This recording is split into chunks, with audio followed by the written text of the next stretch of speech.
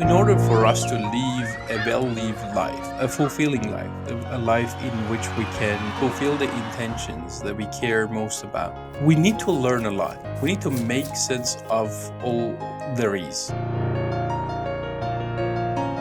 The relevant things that are quite related to what matters to us. I refer to all there is, different fragments of reality. I refer to all of them as contents. At the end of the day, you interact with them, you engage with them, you consume them, or you generate them. And in order for you to deeply make sense of this content, you need to access the relevant corresponding meta-content. So there's so many things happening in the world at the time that we're sitting here and talking. The amount of exposure that you have to all of these things that's going on, and how accurate your conception of all of these, or your awareness of all of these things is, in a way it determines your share of reality. You have certain amount of share of this whole totality of existence in a way. In another word, if you consider yourself being a mirror, the bigger this mirror is, the bigger part of the reality you are reflecting. If you expand your share of the reality, you enrich your experience of life. Yeah, so we have been given this gift of life, this opportunity to exist. In order for us to live a well-lived life and get the most out of this thing called life, the way that you're making sense of them is extremely important. The problem arises when it comes to our limitations as human beings. There are limitations to our sensory ability, and also there are limitations to our perceptual structure.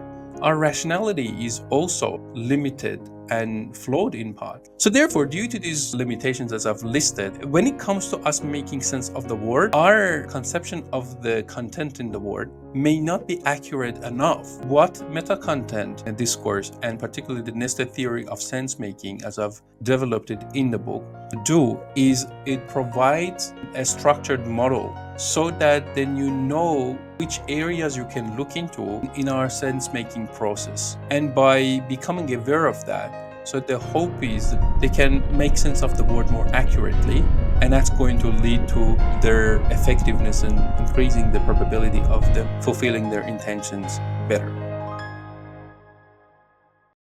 Practically, what's happening for me now is that when I see something, when I'm creating my opinion around something, I'm asking myself, well, where's this coming from? What are the pieces or the components that are making me see this in this light and have this opinion? That really makes you question, if this is what I think, why am I thinking that? How am I thinking that? What's contributing to that? And one of the chapters that I most loved was acknowledging all that I can't see. The invisible. There's so much that are invisible to me as an individual or to us collectively, and many of the advancements that we have made is actually when we acknowledge that the invisible exists and we dare to jump into unknown, go into unexplored territories.